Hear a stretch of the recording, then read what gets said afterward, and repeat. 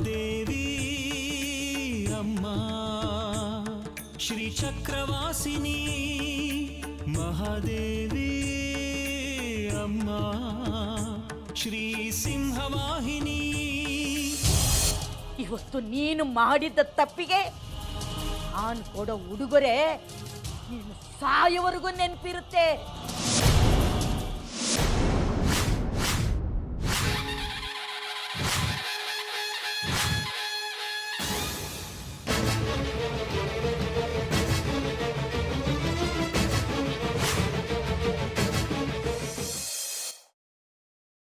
ಈ ಅಮ್ಮನವ್ರ ಮಣ್ಣಿನ ವಿಗ್ರಹನ ಏನ್ ಮಾಡ್ಬೇಕು ಅಂತಿದ್ಯಾ? ಇದರಿಂದ ಏನಾಗುತ್ತೆ?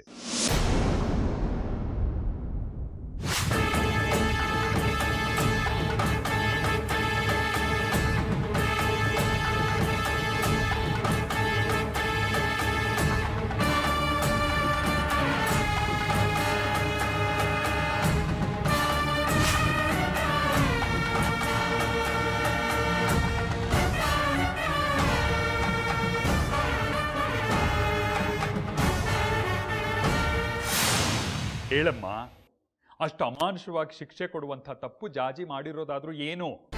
ಇಲ್ಲ ಕಣೋ ಶೇಖರಿ, ನನಗೆ ಇವಳನ್ನು ಕಂಡ್ರೆ ಯಾವ ದ್ವೇಷ ಆಗಲಿ ಕೆಟ್ಟ ಭಾವನೆಗಳಾಗಲಿ ಇಲ್ಲ ಕಣೋ. ಎಲ್ಲ ಇವಳು ಒಳ್ಳೇದಕ್ಕೆ, ನಮ್ಮ ಮನೆ ಮರ್ಯಾದೆಗೆ.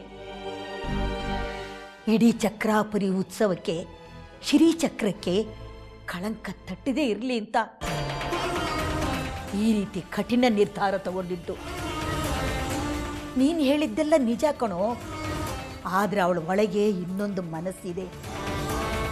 ನಾವೆಷ್ಟು ಬೇಡ ಅಂದ್ರೂ ಆ ಬಂಗಾರಿ ಜೊತೆ ಅವಳ ನಂಟಿದೆ. ಅವನ ಜೊತೆ ಮಾತಾಡೋದೇನು, ಓಡಾಡೋದೇನು, ಚಕ್ಕಂದೇನು, ಅದು ದೇವಸ್ಥಾನದಲ್ಲೇ. ಇಡೀ ಊರೇ ಮಾತಾಡ್ಕೋತಾ ಇದೆ ಇವ್ರ ಸುದ್ದಿ. ನಾನು ಕಣ್ಣಾರೆ ನೋಡಿದ್ದೀನಿ, ಇಡೀ ಊರಿಗೆ ಗೊತ್ತಿದೆ. ಅದಿನ್ನೂ ನಿನ್ ಕಿವಿಗೆ ಬೀಳದೆ ಇರೋದು ಆಶ್ಚರ್ಯ ಕಣೋ ಶೇಖರಿ. ಈ ವಿಚಾರ ನನಗೂ ಗೊತ್ತಿದೆಯಮ್ಮ. ನಿನಗೆ ಗೊತ್ತಿದ್ದು ಸುಮ್ಮನೆ ಇದೆಯಾ? ನೋಡಮ್ಮ, ಯಾವ್ಯಾವ ಕಾಲಕ್ಕೆ ಏನೇನು ಆಗಬೇಕೋ ಅದು ಹಾಗೇ ಆಗುತ್ತೆ. ಪ್ರಕೃತಿ ನಿಯಮ. ವಯಸ್ಸಿಗೆ ಬಂದ ಹುಡುಗಿ, ಪ್ರೀತಿ ಸೆಳೆತ. ನಮ್ಮ ಕಾಲ ಬೇರೆ, ಈಗಿನ ಕಾಲ ಬೇರೆ ಅಮ್ಮ. ಹುಡುಗ ಒಳ್ಳೆಯವನಿದ್ದು ತನಗೆ ರಕ್ಷಣೆ ಕೊಡ್ತಾನೆ ಅನ್ನೋ ಭರವಸೆ ಅವಳಿಗಿದ್ರೆ ಪ್ರೀತಿ ಯಾಕಾಗಬಾರ್ದು? ಏನೋ ಹೀಗಂತೀಯಾ? ಅವಳು ಸಲಿಗೆ ಬೆಳೆಸ್ಕೊಂಡಿರೋದು ಯಾರ ಜೊತೆ ಗೊತ್ತಾ? ಮುಂದೆ ಒಳ್ಳೆಯ ಭವಿಷ್ಯದ ಕನಸೆ ಇಲ್ದಲೇ ಇರೋ ಚಪ್ಲಿ ಕಾಯೋನ್ ಜೊತೆ. ಅವನನ್ನ ಇವಳು ನೀನ್ ಹೇಳ್ದಾಗೆ ಪ್ರೀತಿ ಗೀತಿ ಅಂತ ಹಚ್ಕೊಂಡು ಮದುವೆಗಿದ್ವಿ ಆಗೋದ್ರೆ ಏನಿರುತ್ತೆ ಮುಂದಿನ ಭವಿಷ್ಯ? ಚಪ್ಲಿ ಕಾಯೋನಾದ್ರೆ ಏನಾಯ್ತಮ್ಮ? ಹುಡುಗ ಮುಗ್ಧ, ಸುಳ್ಳು ಮೋಸ ಗೊತ್ತಿಲ್ಲದೆ ಇರೋನು. ಅವನಿಂದಲೇ ಸುಂದರಿ ಸಾವಾಯಿತು ಅಂತ ನಾವೆಲ್ಲ ಅಂದ್ಕೊಂಡು ಎಷ್ಟೆಲ್ಲ ತೊಂದರೆ ಕೊಟ್ಟು, ಆದರೂ ಅದನ್ನೆಲ್ಲ ಅವನ ಮನಸ್ಸಲ್ಲಿ ಇಟ್ಕೊಂಡಿಲ್ಲ. ನೋಡಮ್ಮ, ಯಾರು ಎಲ್ಲಿವರೆಗೂ ಸತ್ಯದಿಂದ ನೇರ ನಡವಳಿಕೆಯಿಂದ ಇರ್ತಾರೋ ಎಲ್ಲಿ ಬೇಕಾದರೂ ಬದುಕ್ತಾರೆ. ಯಾಕೆಂದ್ರೆ ಅವ್ರಿಗೆ ಯಾರ ಭಯನೂ ಇರೋಲ್ಲ, ಯಾವುದರ ಭಯನೂ ಇರೋಲ್ಲ.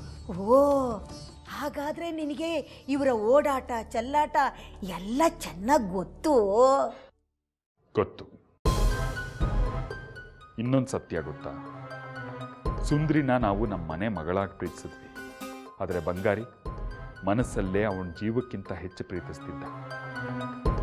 ಅವಳು ಹೋದಾಗ ನಮ್ಮೆಲ್ಲರಿಗಿಂತ ದುಃಖ ಪಟ್ಟವನು ಅವನು. ಅವಳು ಹೋದ ದುಃಖದಲ್ಲಿ ನಾವು ಊರು ಬಿಟ್ಟು ಹೋಗೋ ಪ್ರಯತ್ನ ಪಟ್ವಿ, ಆದರೆ ಅವನು ಪ್ರಪಂಚನೇ ಬಿಟ್ಟು ಹೋಗೋ ಪ್ರಯತ್ನ ಪಟ್ಟ. ಅಂದ್ರೆ ನಾವೀಗ ಜಾಜೆ ಮಾಡೋದನ್ನೆಲ್ಲ ನೋಡ್ಕೊಂಡು ಸುಮ್ಮನಿದ್ಬಿಡೋದಾ? ಯಾರ್ದು ಯಾವ ಬದುಕಮ್ಮ? ನಾವು ಅವ್ರಿಗೆ ಪಾಠ ಕಲಿಸ್ತೀವಿ ಅಂತ ಶಿಕ್ಷೆ ಕೊಟ್ಟರೆ ಆ ಶಿಕ್ಷೆಯಿಂದಾನೇ ಹಾರಾಡಬೇಕಾದ ಮನಸ್ಸು ಕಮರು ಹೋದರೆ. ಅಮ್ಮ, ನಾನು ನೀನು ತಪ್ಪು ಮಾಡ್ತಿದ್ಯಾ ಅಂತ ಹೇಳ್ತಿಲ್ಲ, ನಿನ್ನ ಕಾಳಜಿ ನನಗೆ ಅರ್ಥ ಆಗುತ್ತೆ. ನಾನಿನ್ ಎಷ್ಟೇ ಪಾಠ ಮಾಡಿದ್ರು ಇಷ್ಟೇ. ಇನ್ನು ನೀನುಂಟು, ನಿನ್ನ ಮಗಳುಂಟು, ಏನಾದರೂ ಮಾಡ್ಕೊಳ್ಳಿ.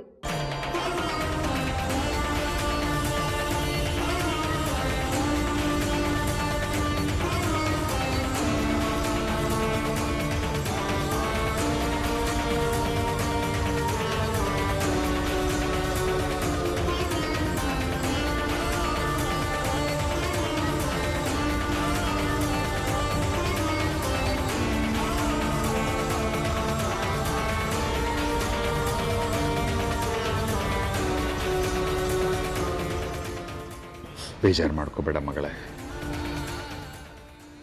ಅಜ್ಜಿ ನಿನ್ನ ಮೇಲಿನ ಸಿಟ್ಟಿಂದ ಮಾಡಿದ್ದಲ್ಲ. ಎಲ್ರಿಗೂ ಅವ್ರವ್ರದ್ದೇ ಕಾರಣಗಳಿರುತ್ತೆ, ಅವ್ರವ್ರದ್ದೇ ತರ್ಕ ಇರುತ್ತೆ. ಮನೆ ಮರ್ಯಾದೆ ಹಾಳಾಗುತ್ತೆ, ಒಬ್ಬರ ಜೀವನ ಹಾಳಾಗುತ್ತೆ ಅನ್ನೋ ತರ್ಕ ಅಮ್ಮಂದು.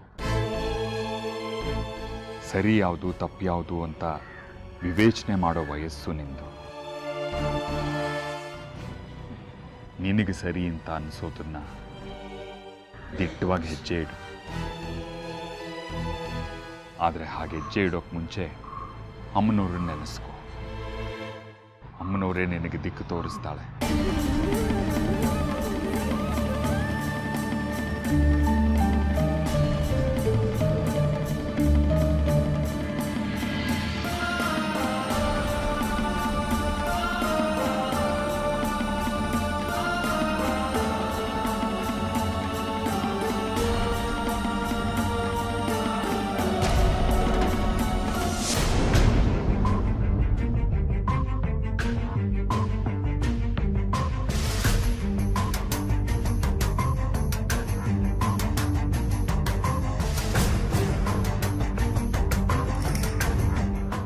ನನ್ನ ಕೈ ಮುಗಿತೀನಿ ಕಣೆ, ಈ ಮಗು ಬೇಡವೇ? ಕಾರಣ ಹೇಳಿ. ಮಗು ಬೇಕು ಅಂತ ಹಠಕ್ ಬಿದ್ದಿದ್ದೋರು ನೀವೇ. ಈಗ ಮಗು ಬೇಡ ಅಂತ ವರಾತ ತೆಗಿತಾ ಇರೋರು ನೀವೇ. ಹೇಗೆ ಹೇಳಿ ನಿನಗೆ? ಈ ಮಗು ಹುಟ್ಟಿದ್ರೆ ನಮ್ಮ ಅಮ್ಮನ ತಲೆ ಉರುಳೋಗುತ್ತೆ ಕಣೆ. ಏನ್ ಹೇಳ್ತಾ ಇದ್ದೀರಾ? ಯಾರು ಹೇಳಿದ್ದು ನಿಮ್ಗೆ ಇದನ್ನೆಲ್ಲ? ನಿಮ್ಮ ದೇವಸ್ಥಾನದ ಪೋಲಿ ಪಟಾಲಮ್ಮ. ಆ ಪಂಚಾಕ್ಷರಿಗೆ ಈ ಥರದ್ದೇನಾದ್ರೂ ಹೇಳ್ದೇ ಇದ್ರೆ ತಿಂದಿರೋ ಅನ್ನ ಜೀರ್ಣ ಆಗಲ್ಲ. ಇನ್ನು ಆ ಗುಂಡಾಚಾರಿ ಹೀಗೇನಾದ್ರೂ ಹೇಳಿ ಹೋಮ ಹವನ ಪೂಜೆ ಅಂತ ನಿಮ್ಮ ಹತ್ರ ಒಂದಷ್ಟು ದುಡ್ಡು ಕೀಳೋ ಪ್ರಯತ್ನ ಮಾಡ್ತಾನೆ. ಅವರೇ ತಾನೇ ಇದನ್ನೆಲ್ಲ ನಿಮ್ಮ ತಲೆಗೆ ತುಂಬಿರೋದು? ಇಲ್ಲ ಕಣೆ, ಅವ್ರು ಯಾರು ಹೇಳಿಲ್ಲ. ಬೇರೆ ಯಾರೋ ಒಬ್ರು ನಮ್ಮು ಅಂತವ್ರು ಹೇಳಿದ್ದಾರೆ. ನಮ್ಮಮ್ಮ ನಾನೆಗೂ ನಿಜ ಕಣೆ. ನಮ್ಮಮ್ಮ ಇಲ್ಲದೆ ನನಗೆ ಈ ಜೀವನ ಇಲ್ಲ ಕಣೆ. ನಿನ್ನ ಕಾಲು ಹಿಡ್ಕೋತೀನಿ ಕಣೆ, ಈ ಮಗು ಬೇಡ. ನೋಡಿ, ನಿಮ್ಮ ತಾಯಿ ಪ್ರಾಣ ಹೋಗ್ಬೇಕು ಅಂತ ನಾನೇನು ಆಸೆ ಪಡ್ತಾ ಇಲ್ಲ. ಆದ್ರೆ ನನ್ನ ಹೊಟ್ಟೆಲಿರೋ ಮಗುನ ತೆಗ್ಸೋದಕ್ಕೆ ಸಾಧ್ಯ ಇಲ್ಲ. ನಮ್ಮನ್ನೇ ನಂಬ್ಕೊಂಡಿರುತ್ತೆ ಅದು. ಇಷ್ಟಕ್ಕೂ ಈ ಮಗು ಬೇಕು ಅಂತ ನಾನೇನು ಆಸೆ ಪಡ್ತಾ ಇರ್ಲಿಲ್ಲ. ನಿಮ್ಮ ದೌರ್ಜನ್ಯದ ಫಲ ಇದು. ಈಗ ಯಾಕೆ ಆ ಮಗುಗೆ ಶಿಕ್ಷೆ ಕೊಡ್ಬೇಕು? ಇಷ್ಟು ದಿನ ಮಗು ಬೇಕು ಅಂತ ಆಸೆ ಪಟ್ಬಿಟ್ಟು ಈಗ ಯಾರೋ ಹೇಳಿದ್ರು ಅಂತ ಬಂದು ಮಗುನ ತೆಗ್ಸು ಅಂದ್ರೆ ಅದೇನು ಅಂಗಡಿಯಲ್ಲಿ ಸಿಗೋ ಆಟದ ಗೊಂಬೆನ ಬೇಡ ಅಂದ ತಕ್ಷಣ ಕಸದ ಬುಟ್ಟಿಗೆ ಬಿಸಾಗೋದಕ್ಕೆ? ನನಗೆ ಅವೆಲ್ಲ ಗೊತ್ತಿಲ್ಲ. ಸದ್ಯಕ್ಕೆ ನನಗೆ ಈ ಮಗು ಬೇಡ ಅಷ್ಟೇ. ನನಗೀಗ ಗರ್ಭ ಧರಿಸೋ ಶಕ್ತಿ ಇದೆ ಅಂತ ಗೊತ್ತಾಯ್ತಲ್ಲ, ಮುಂದೆ ಯಾವಾಗಾರು ನೋಡ್ಕೊಳ್ಳೋಣ. ಈಗ ಮಗು ಬೇಡ ಅಷ್ಟೇ. ಅಂದ್ರೆ ನಾನು ಬಸರಾಗ್ತೀನೋ ಇಲ್ವೋ ಅಂತ ಪರೀಕ್ಷೆ ಮಾಡೋದಕ್ಕೆ ಹೀಗೆ ಮಾಡಿದ್ರ? ಆಗಲ್ಲ ಕಣೆ. ಈ ಮಗು ಅಪ್ಪ ಅಮ್ಮ ನಾವೇ ಅಲ್ವೇನ್ರಿ? ಅದನ್ನ ಕಾಪಾಡಬೇಕಾದವರು ನಾವೇ ಅಲ್ವಾ? ಹೀಗೆ ಅದನ್ನ ಕೊಲ್ತೀವಿ ಅಂತ ಅದ್ರ ಎದುರುಗಡೆ ನಾವೇ ಮಾತಾಡ್ಕೊಂಡ್ರೆ ಹೊಟ್ಟೆ ಒಳಗಿರೋ ಅದು ಅದನ್ನ ಕೇಳಿಸ್ಕೊಂಡು ಎಷ್ಟು ಭಯ ಪಡ್ಬೋದು ಅಲ್ವಾ? ಕೇಳುದ್ದದ ಪಿಂಡ ಇರುತ್ತೆ ಅಷ್ಟೇ ನಿನ್ನ ಹೊಟ್ಟೆಲಿ. ಈಗ ಅದಕ್ಕಿನ್ನೂ ಕಿವಿನೇ ಕೇಳಿಸಲ್ಲ. ಭಯ ಅಂತೆ ಭಯ. ಅದು ಬರೀ ಮಾಂಸದ ಮುದ್ದೆ ಅಷ್ಟೇ. ನೀವೇ ಹೇಳ್ತಾ ಇದ್ರಿ ಹೊಟ್ಟೆ ಒಳಗಿರೋ ಮಗು ಎಲ್ಲ ಕೇಳಿಸ್ಕೊಳತ್ತೆ ಅಂತ. ಈಗ ನಿಮಗದು ಬೇಡ ಆಗಿರೋದಕ್ಕೆ ಪಿಂಡ ಮಾಂಸದ ಮುದ್ದೆ ಆಗ್ಬಿಡತ್ತಾ? ನೋಡೋ, ನೀನು ಎಷ್ಟೇ ವಾದ ಮಾಡಿದ್ರು ಅಷ್ಟೇ, ಪ್ರಶ್ನೆಗೆ ಪ್ರತಿ ಪ್ರಶ್ನೆ ಕೇಳಬೇಡ. ನನಗೆ ಈ ಮಗು ಬೇಡ ಅಷ್ಟೇ.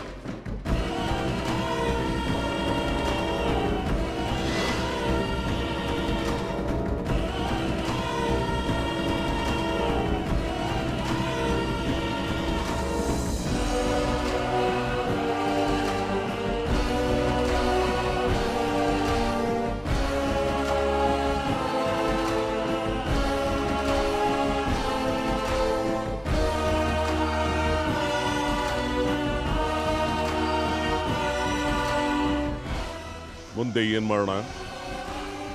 ಹೇಳ್ತೀನಿ. ಮಣಿಕಂಠ, ಮಂತ್ರಿಸಿದ ಕಲ್ಲುಗಳನ್ನು ತಗೊಂಡ್ ಬಾ.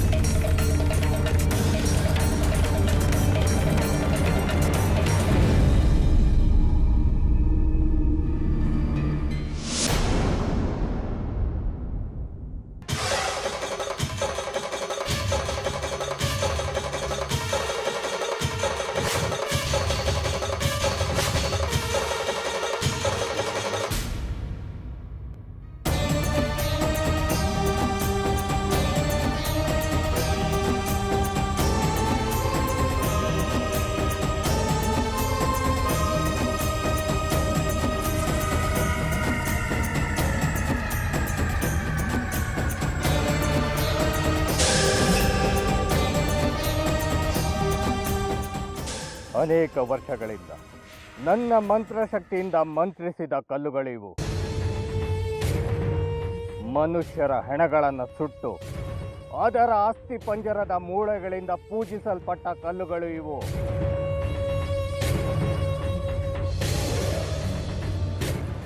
ಇದರಿಂದ ಯಾವುದೇ ವ್ಯಕ್ತಿಯನ್ನ ಯಾಕೆ, ಇಡೀ ಮನೆಯವರನ್ನ, ಬೇಕಿದ್ರೆ ಇಡೀ ಊರನ್ನೇ ಕಟ್ ಹಾಕ್ಬಹುದು.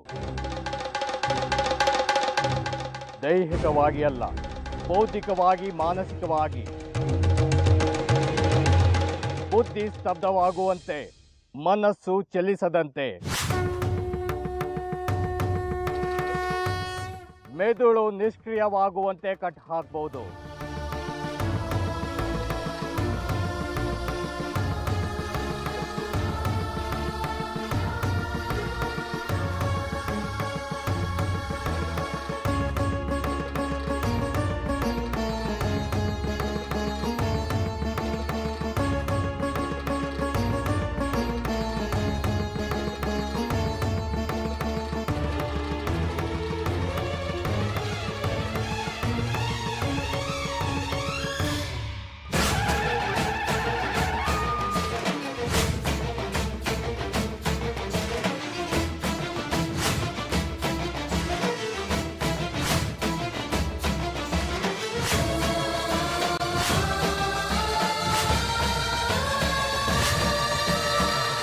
ಇದನ್ನೆಲ್ಲ ಹೇಗೆ ನಂಬೋದು?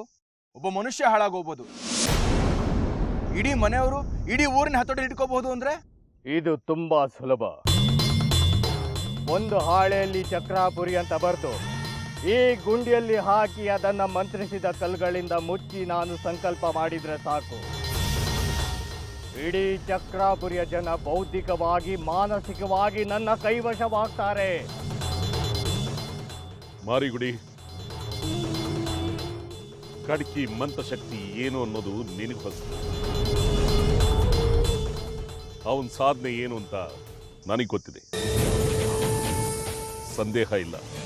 ಕಡ್ಕಿ ಹೇಳ್ತಾನೆ ಅಂತ ಅಂದ್ರೆ ಅದು ಖಂಡಿತ ಆಗೇ ಆಗುತ್ತೆ.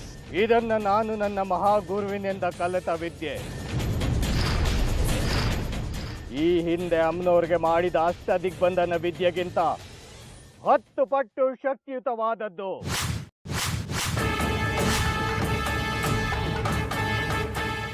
ಇದರಲ್ಲಿ ಬಂಧಿಸಲ್ಪಟ್ರೆ ಮನುಷ್ಯರಾದ್ರೂ ಅಷ್ಟೇ, ಸಾಕ್ಷಾತ್ ಅಮ್ಮನವರಾದ್ರೂ ಅಷ್ಟೇ.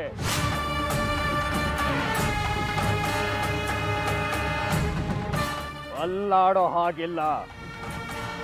ಈಗ ನೀನು ಇದನ್ನ ಯಾರ ಮೇಲೆ ಪ್ರಯೋಗ ಮಾಡೋದಕ್ಕೆ ಹೊರಟಿದ್ಯಾ? ಇಡೀ ಚಕ್ರಾಪುರಿಗೆ, ತ್ರಿಪುರ ಸುಂದರಿ ಅಮ್ಮನವರ ದೇವಸ್ಥಾನಕ್ಕೆ.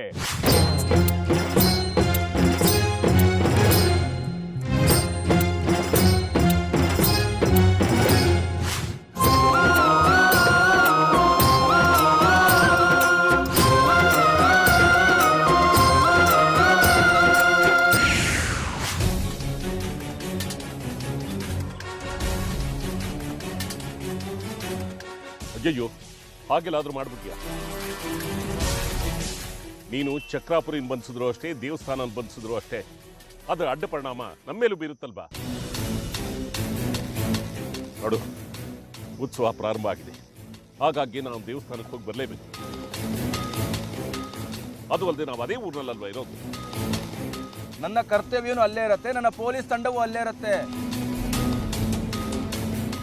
ಅವ್ರುಗಳು ನನ್ನ ಆಜ್ಞೆನ ಪಾಲಿಸೋದು ಬಿಟ್ಟು ನಿನ್ನ ಬಂಧನಕ್ಕೆ ಒಳಗಾಗ್ಬಿಟ್ರೆ ನಾನು ನಿಮ್ಗಳ ಕೆಲಸ ಹೇಗೆ ಸಾಧಿಸೋದು? ಇದು ಹುಡುಗಾಟದ ವಿಷಯ ಅಲ್ಲ ಕಡ್ಕಿ. ಇದಕ್ಕೆಲ್ಲ ಏನ್ ಮಾಡ್ಬೇಕು ಅಂತ ಯೋಚನೆ ಮಾಡಿದ್ಯಾ ಅದನ್ನ ಹೇಳೋ. ಒಂದು ದಾರಿನ ಸುಲಭ ಮಾಡ್ಕೊಂಡ್ರೆ ಇನ್ನೊಂದು ದಾರಿ ಅದು ಕಗ್ಗಂಟಾಗ್ತಾ ಇದೆ. ಇದನ್ನೆಲ್ಲ ಪರಿಹರಿಸ್ಕೊಳ್ಳೋಕೆ ಏನು ಉಪಾಯ ಮಾಡಿದ್ಯಾ ಅದನ್ನ ಹೇಳೋ. ರಾತ್ರಿ 11 ಗಂಟೆಗೆ ಬನ್ನಿ, ನಿಮ್ ಮುಂದೆನೆ ಪ್ರಯೋಗ ಮಾಡ್ತೀನಿ, ನಿಮ್ಗೆ ಎಲ್ಲ ತಿಳಿಯುತ್ತೆ. ವಿಷಯನ ಅರ್ಧಂಬರ್ಧ ಹೇಳಿ ನಮ್ಮನ್ನ ಆತಂಕದಲ್ಲಿ ಇಡ್ಬೇಡ. ಏನು ಮಾಡಬೇಕು ಅಂತಿದ್ಯಾ ಅದನ್ನ ಈಗಲೇ ಬಿಡಿಸಿ ಹೇಳು. ರಾತ್ರಿ 11 ಗಂಟೆಗೆ ಗೊತ್ತಾಗುತ್ತೆ ಅಂತ ಹೇಳಿದ್ನಲ್ಲ.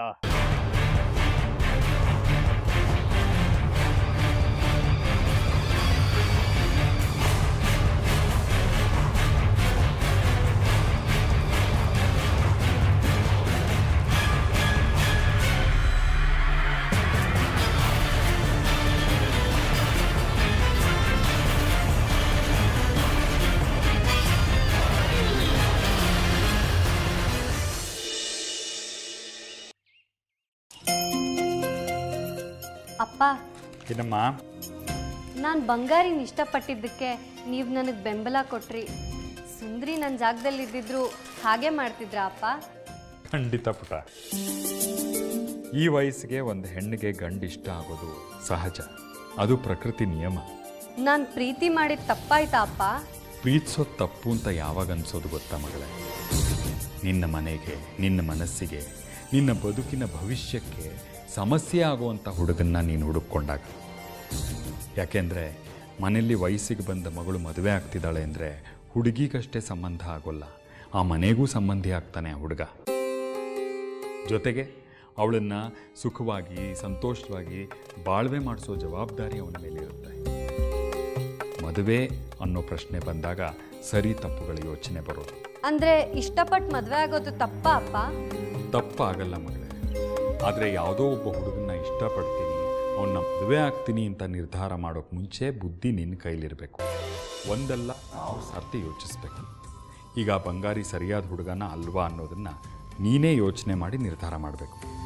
ಅವರು ಬಡವ್ರನ್ನ ಪ್ರೀತಿಸಿ ಮದುವೆ ಆಗಬಾರ್ದಾ ಅಪ್ಪ? ಪ್ರೀತಿಗೂ ಬಡತನಕ್ಕೂ ಸಂಬಂಧ ಕಟ್ಟಬಾರ್ದು ಮಗಳೇ. ನಾನು ಲಲಿತನ ಮದುವೆ ಆದಾಗ ನನ್ನ ಕೈಲೂ ಒಂದು ಬಿಡುಗಾಸಿರಲಿಲ್ಲ. ಆದರೂ ಇಷ್ಟು ವರ್ಷ ಸಂಸಾರ ನಡೆಸ್ಕೊಂಡು ಹೋಗ್ತಿಲ್ವ?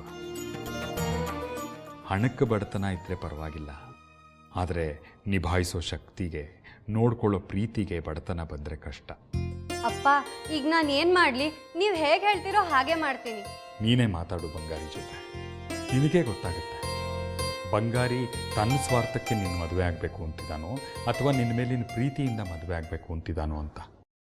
ಒಬ್ಬ ಗಂಡು ಕಷ್ಟನೆಲ್ಲ ತನ್ನ ಹೆಗಲಿಗೆ ಇಟ್ಕೊಂಡು ಹೆಂಡತಿಗೆ ನಗು, ಸಂತೋಷ, ನೆಮ್ಮದಿ, ಸುಖ ಇದನ್ನು ತರಬೇಕು ಅಂತ ಯೋಚನೆ ಮಾಡೋನು ಒಳ್ಳೆ ಗಂಡ ಆಗ್ತಾನೆ. ಬಂಗಾರಿನೂ ಹಾಗೆ ಯೋಚನೆ ಮಾಡೋದಾದರೆ ಮುಂದುವರಿ, ನನ್ನ ಬೆಂಬಲ ನಿನಗಿರುತ್ತೆ.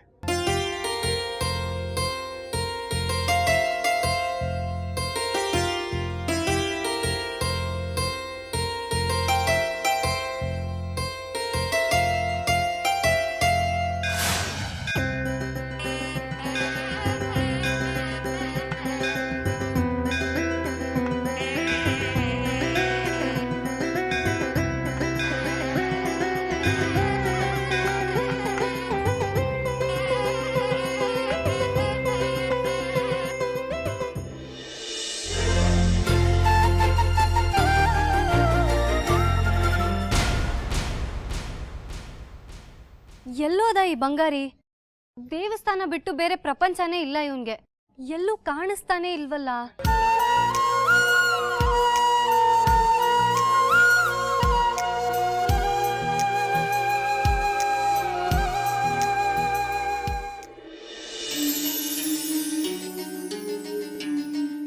ಅಮ್ಮ ಮಹಾತಾಯಿ, ನನ್ಗೀಗ ಬಂಗಾರಿ ಬೇಕು.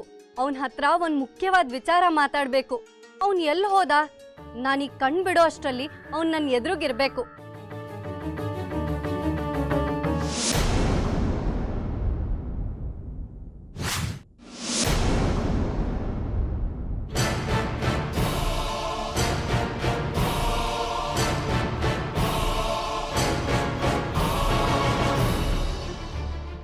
ಯಾರು ಬೇಕು ಚಿನ್ನ? ಯಾರನ್ನ ಹುಡುಕ್ತಿದ್ಯಾ ಅವಾಗ್ಲಿಂದ ನಾನು ಅರ್ಗಿಣಿ? ಯಾರೂ ಇಲ್ಲ. ಬಂದಿ ಕಾನೆ ಒಳಗಿದ್ರು ಹೊರಗಿದ್ರು ನನ್ನ ಪ್ರಶ್ನೆಗೆ ಉತ್ತರ ಕೊಡಲೇಬೇಕು. ಯಾರನ್ನ ಹುಡುಕ್ತಿದ್ಯೆ? ಇಲ್ಲ, ಯಾರನ್ನು ಹುಡುಕ್ತಿಲ್ಲ.